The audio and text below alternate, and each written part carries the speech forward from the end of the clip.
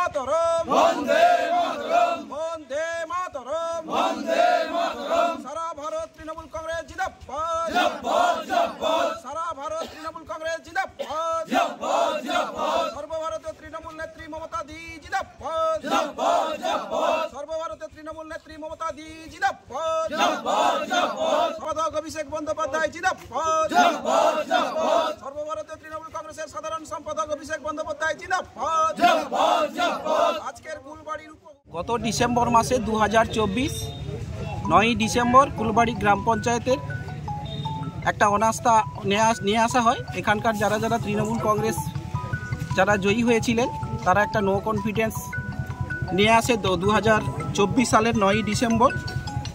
কত পাবি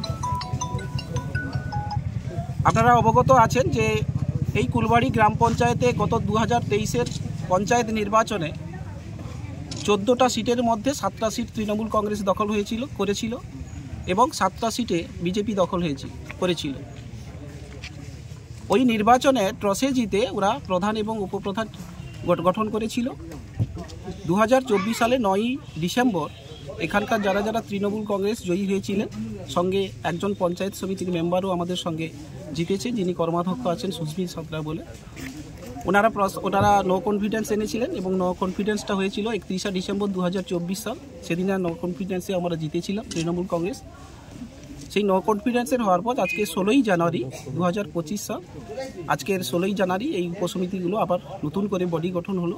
ভোটাভুটির মাধ্যমে 9-7 ব্যবধানে আমরা জিতেছি। 9টা পেয়েছে তৃণমূল কংগ্রেস এবং 7টা পেয়েছে বিজেপি।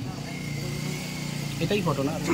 সেক্ষেত্রে প্রধানের হাতে কার্যত ক্ষমতা থাকছে। দেখুন, প্রধান আর 1 বছর সময় লাগবে প্রধান এবং উপপ্রধানের বিরুদ্ধে অনাস্থা। কারণ আপনারা অবগত আছেন যে 2.5 বছরের আগে প্রধান এবং উপপ্রধানের এগেনস্টে নো কনফিডেন্স আনা যায় না। সে কারণেই প্রধান উপপ্রধান থেকে গেছে যেমন স্বাভাবিক। কিন্তু আপনাদেরকেও ভাবতে হবে যে এই গ্রাম পঞ্চায়েতে যে কোনো গ্রাম পঞ্চায়েতের অর্থ যে উপসমিতি থাকে, যেখানে অর্থ বরাদ্দকৃত করা হয়, সেখানে 7 জন সদস্য থাকে। প্রধান, উপপ্রধান এবং বিরোধী দলনেতা এক্স অফিসিও মেম্বার হিসেবে থাকেন এবং আমাদের 4 জন যিনি সঞ্চালক হিসেবে থাকেন, সেই 4 জন সঞ্চালক ওই অর্থ উপসমিতির সদস্য হন। স্বাভাবিক কারণে আজকের উপসমিতিগুলি নির্বাচন করলো তৃণমূল কংগ্রেস।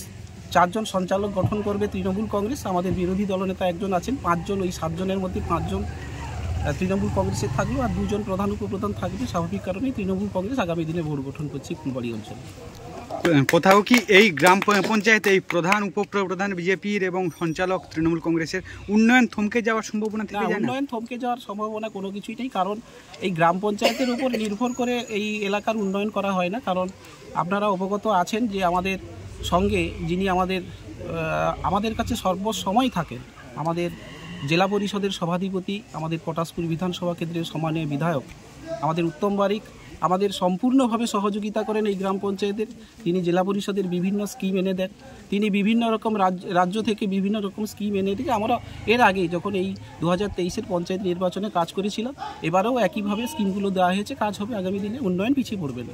আপনার নাম আর? স্নেহাংশু শেখর পণ্ডিত, সাধারণ সম্পাদক, কাঁথি সাংগঠনিক জেলা তৃণমূল কংগ্রেস।